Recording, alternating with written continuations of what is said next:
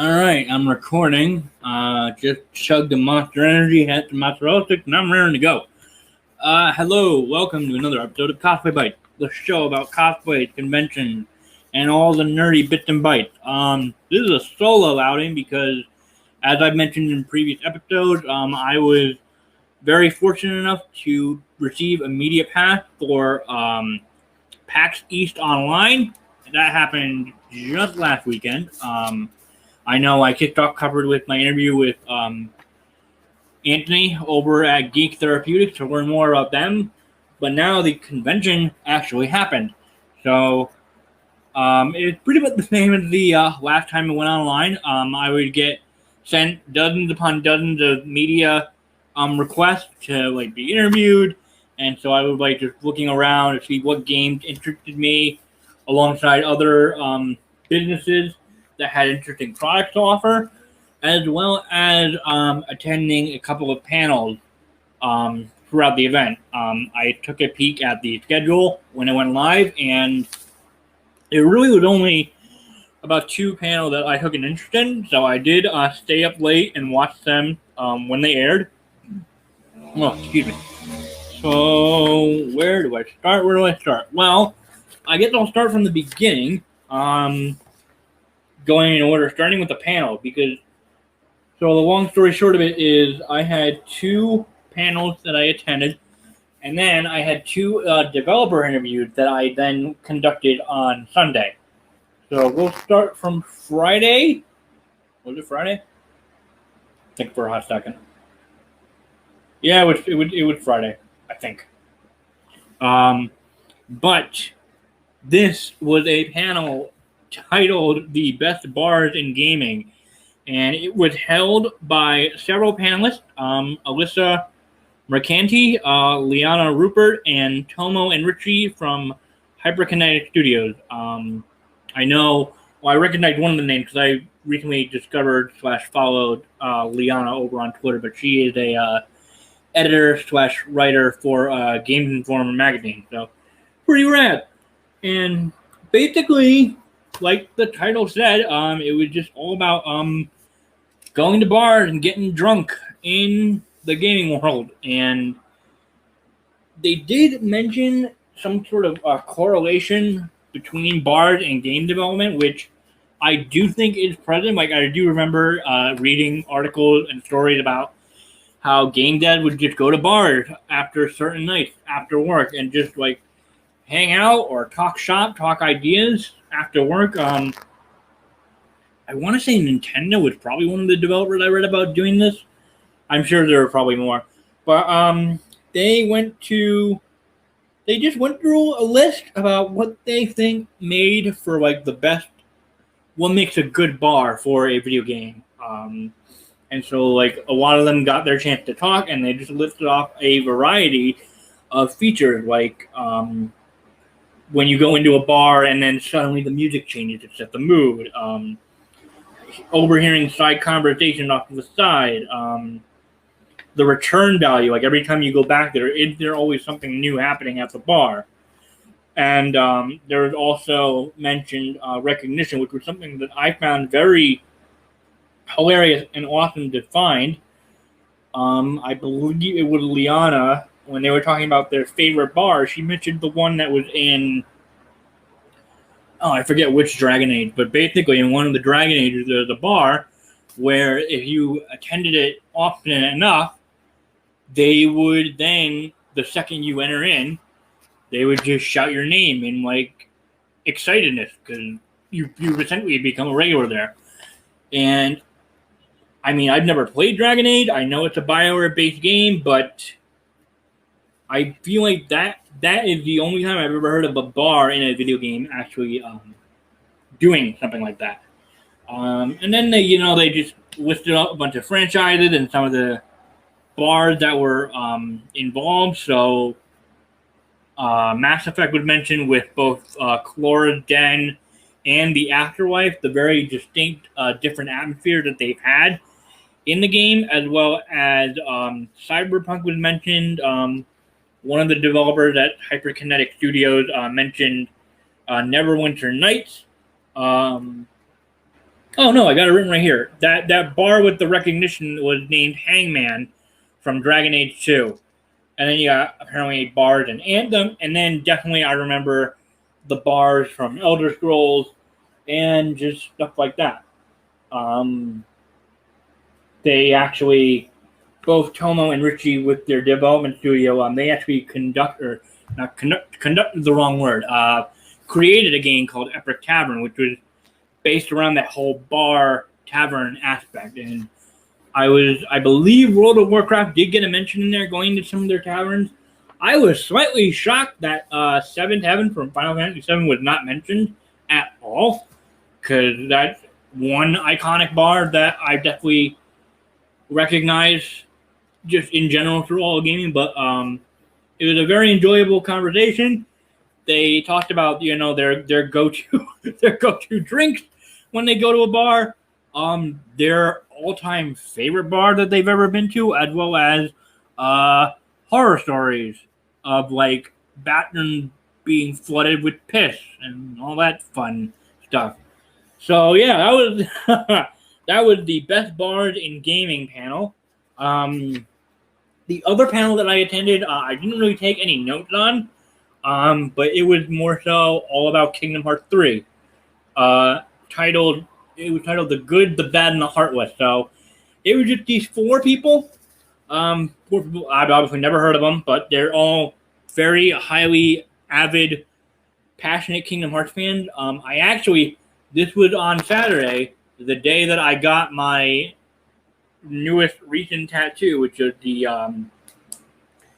crown symbol from Kingdom Hearts.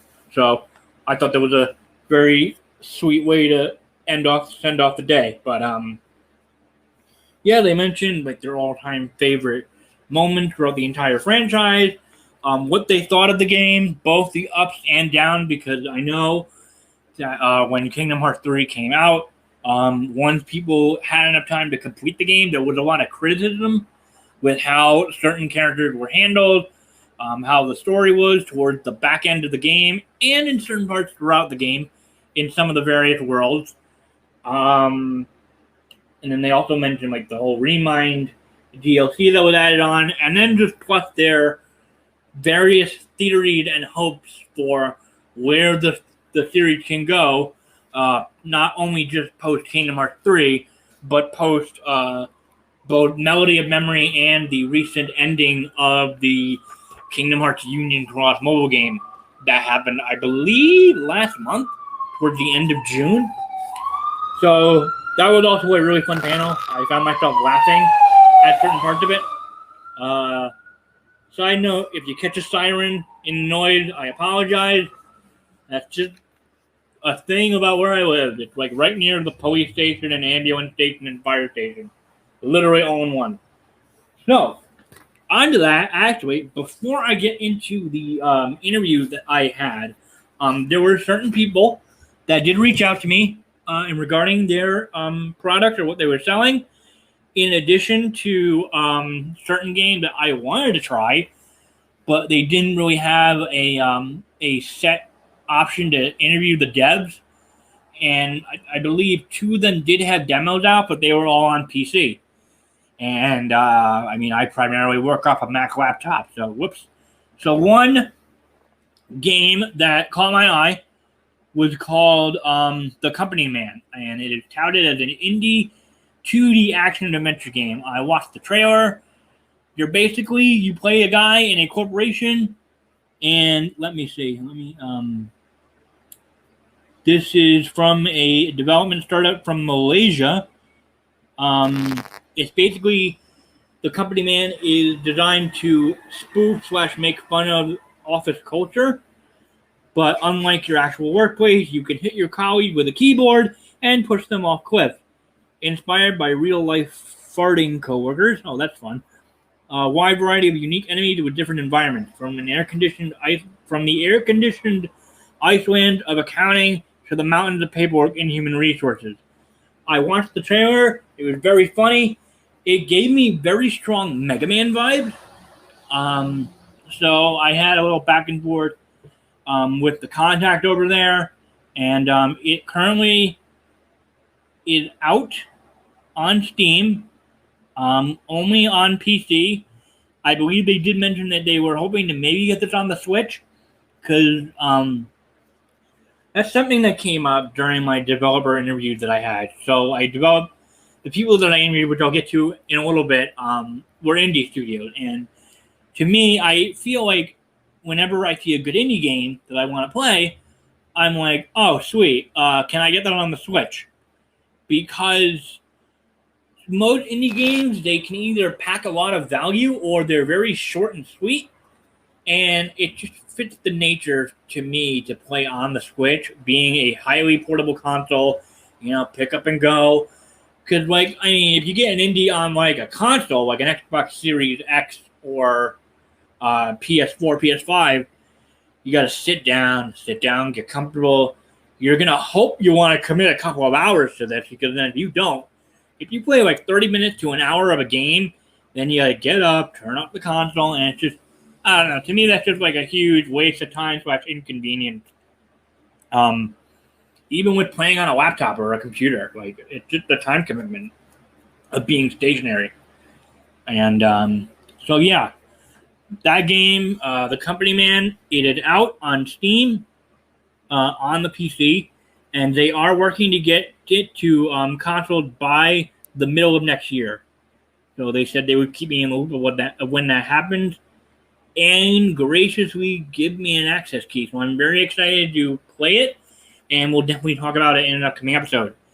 The other game that I got info about that isn't out yet, but they also have a demo that it is PC only, and they do want to have a version for the Switch done. It is known as Aeon Drive, and this game is touted as it's an action platformer, made to be done with speed running like tactics, because I guess you have a very short time frame to complete the levels. It's also set in a neo-cyberpunky world of Barcelona. It's very pretty to look at. The trailer got me interested. I'm just a sucker for the art style. And that is currently set to release sometime later on this year. And as I mentioned in the email, that a Switch version was definitely planned. So they would definitely keep me in the loop for that. Next, I got an offer. Well, not really much an offer, but I got contacted by a fashion company clothing store called Volante Design. Volante, I don't know how to pronounce that. It's got to be one of those two. I'd actually have seen this company before at both New York Comic Con and previous PAX. I have actually known friends that have done modeling work for them at the con itself, but they are. I don't want to keep using the word touted, but that's what I always come back to. They make what they call superhuman streetwear, and they actually have a deal going on right now that expired on the 3rd of August. So they said here that that you can use the code 21PAXE with your order if it's over 150, because definitely on the premium side, looking at some of their products price-wise. But if you use that code, they will give you a free gift valued of at least $20, I believe. And it's stated here that some of these free gifts include, hand-printed Watchdog Legion t-shirts, jackets from their Borderlands collection, hooded scarves, fingerless gloves, and a whole lot more. And they will try their best to surprise you with something that they think you would like based on whatever the hell it is that you've ordered from them. And looking at their store website, they have their original collections. I believe they said that they had just introduced their Augment line, which is very cyberpunk inspired. So I'm looking at vests here and jackets, and they got the thing called the Stealth Kit, which is a backpack holster kind of thing that I'm just reminded of Nathan Drake when he goes out finding treasure and he has his gun holstered in. And they also have officially licensed product from various franchises, including Star Trek, Mega Man, Lord of the Rings, God of War, Devil May Cry, Borderlands, Bloodborne, Assassin's Creed, and more. And they got Unifit, face mask, women's, men's clothing, a whole bunch. I don't know if it's changed. If it'll change the next time I see them. But like I remember when I saw them at PAX East 2020, one of my friends who was working there actually fitted me up with one of their jackets, and at the very least, wrote down the size that I should probably pick whenever it came time that I wanted to purchase something from them. So yeah, that is 21. Oh my gosh. Sorry, I feel a burp coming on. It's just because I drank that Monster too fast. Anyway, code 21 PAX E to get that free gift, and I will actually add in the order link down in the show description notes that you could find in this episode posting. Okay, so on to what I like to call the meat the heavy duty stuff with the developer interview that I conducted. So both of these were on Sunday, about an hour apart. Each of them lasted about 20 to 30 minutes. So I've got this first game called Fire Tonight. It is a narrative puzzle experience by Reptoid Games, the developer, and published by Way Down Deep. It is an 80s inspired, again, narrative puzzle experience, mainly geared around this couple's journey to reunite in a burning city. The setting takes place in the 90s, but it's very cyberpunk-y vibe. I loved the cool color, like blue and purple palette that they had going on there. So you got two characters, Maya and I think it's Devin. If it's not Devin, I truly apologize, but I believe it's Maya and Devin. So Maya has to venture out into the city to get to her boyfriend's house, while Devin is sitting there waiting for her, but then also dealing with various anxiety attacks and just trying to keep his mental health in check because he worries about stuff, especially how Maya feels towards him. But it's 80s inspired, dark color palette, comic book like art for the cutscenes.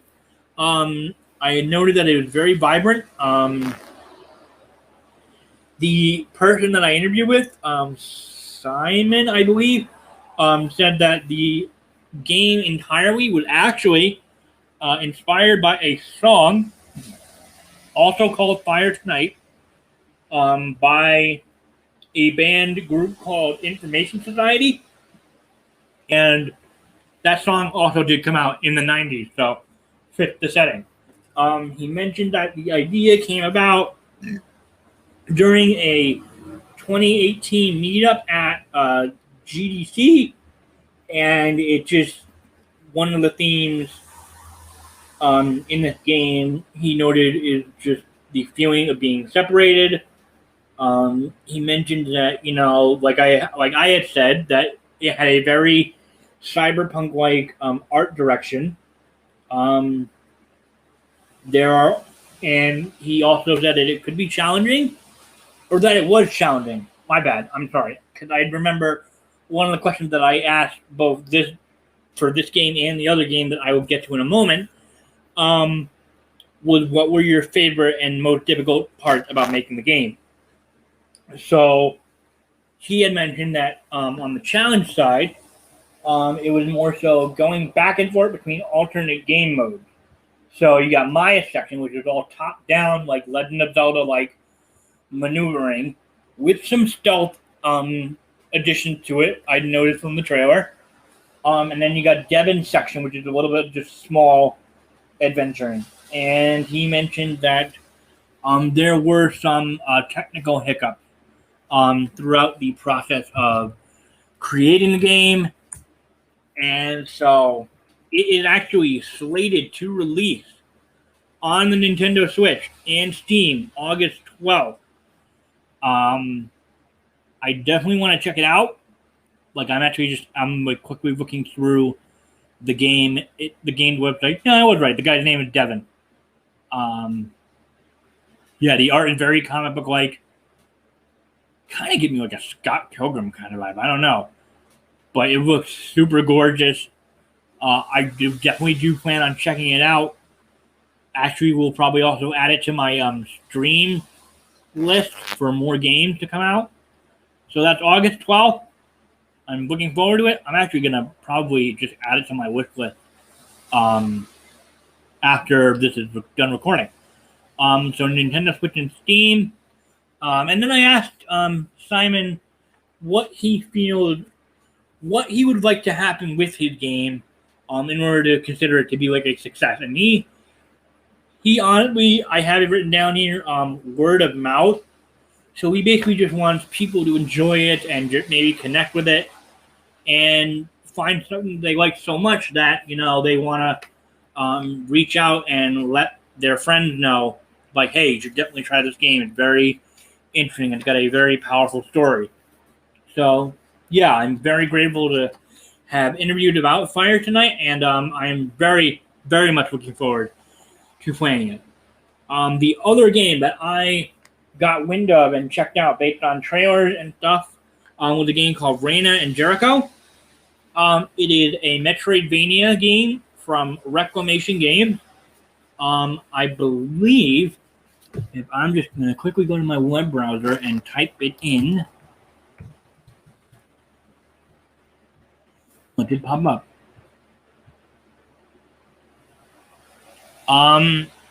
This was one of the other games, part of the PAX Indie Showcase. Also coming to Steam, Nintendo Switch, Xbox Series X and S, and PS5. They didn't have a set release date. It was actually funny. So here's the thing.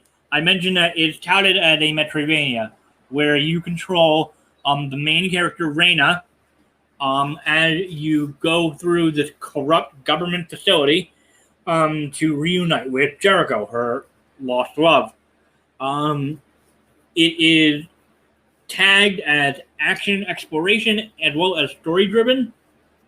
There wasn't any voice acting planned, but maybe in a future update. I believe that's what I was told.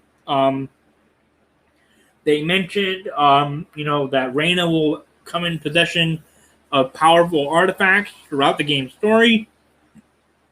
He actually touted, so at some point during the trailer, it sounded like it's like a roguelike kind of game. And he says, sort of, not really. More so with, so there are three main game modes. There's the main story, which is story-driven. There is a speedrun option as well as a randomizer mode. But he also touted the idea that I guess somehow Reina just remembers stuff through either the artifacts or... Because eventually she'll also come in possession of the sword as her weapon. But as you replay through this stuff, she remembers the conversation being held. So, like, as one person is saying this stuff for the first time, she has already heard it. So she's like either bypassing the whole conversation or like finishing their sentences. What do we got here? Some of the games that inspired Reina and Jericho were Celeste in terms of the platforming element, and then again, Metroid and Castlevania being a Metroidvania style game. He mentioned that the general theme is along the lines of suffering, so I'm very interested to see how this story plays out. The aesthetics, he actually joked about a little bit, how the overall color palette, like aesthetic vibe, came way later than it should have. So it wasn't figured out at the start, but he actually contacted an artist that he found on social media through the whole Inktober event that happens every October with artists. So yeah, he says most consoles and PC will be on the release. Um, I mentioned that he hopes to maybe have voice acting for a future update, and that the story makes a lasting impression. And again, with the whole favorites and difficult parts, he really enjoyed the just game development in general as a whole, as well as creating the dialogue between all of the characters. And when I asked him about his favorite artifact slash move that Reina gets at some point in the game, he noticed that Reina at some point will get a dash move that really opens the game up and makes it a little bit more fast paced. He did mention that the whole act of juggling the entire process and multiple outlets and various interviews was very difficult for him at certain points. Um, so the game is scheduled to be sometime in 2021. Like they actually, we kind of laughed about it how he was picking out a release date sometime, I believe October, and that was somewhat set in stone until Nintendo went ahead with their E3 press conference and announced the new Metroid game. And he just looked at his team and was like, okay, yeah, that's suicide. Let's not put it in October anymore. Let's get it far away from any big, long-lasting franchise releases. That way we can kind of have our own time in the sun, so to speak. So that was a very funny moment. Let me see.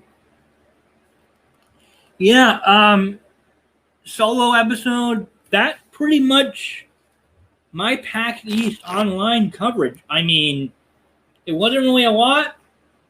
I apologize if it wasn't a lot. I do plan on checking out all of the games that I expressed an interest in at some point. Because unfortunately, like some of them did have demos, but they're not available on Nintendo Switch. And then, yeah, I mean, like they had the Discord panel up and running. I don't know. I just can't really get into Discord. I try to, but it's very difficult for me to do that. Trying to think. Oh yeah. So I kind of forgot to mention this with the past two episodes, but if you have noticed on my show page or even on the thumbnails, I gave Cosplay Bites a sort of a soft rebrand of updating the logo, keeping the somewhat color styling, but matching up the font with my whole Blue Lightning cosplay content creator font that I have going on. If you've ever been to my streams, like that main font, as well as it's also touted on my media kit. But yeah, I rebranded it. It seemed to have gone well amongst my friends, and I really love it. So it can be a little bit tricky to make out the numbers sometimes when it on the thumbnails due to how I have them made, but I dig it. I like using all the multiple shades of blue to keep it in line because I believe I had mentioned previously that I did sort of stop blogging. So I took out like the whole Lightning Palace like shorthand logo out of the show's main logo. So now it's just its own thing, sort of connected to more so me as a content creator. So there's that. And honestly, there's really nothing else. If I had missed something, I apologize. But I will be sure to actually list all the games that I had mentioned through their Steam pages, Volante Designs sales that they have going on until August 3rd. And you can actually stay tuned for more episodes coming as soon as next couple of weeks, because I know, like as I'm recording this is on a Monday, this coming Thursday or at some point later on in the week, I will be having the incredibly adorable Alice Pika on my show. And then also some point later on, maybe either in July or sometime in August, Vanity Fox and I will finally be doing a podcast episode together after trying to schedule one up because she's been going through a lot of stuff lately. But yeah, those are episodes that are coming. Please stay tuned. Thank you all from the bottom of my heart for being a listener and like sharing the episode and giving me feedback if you ever have any.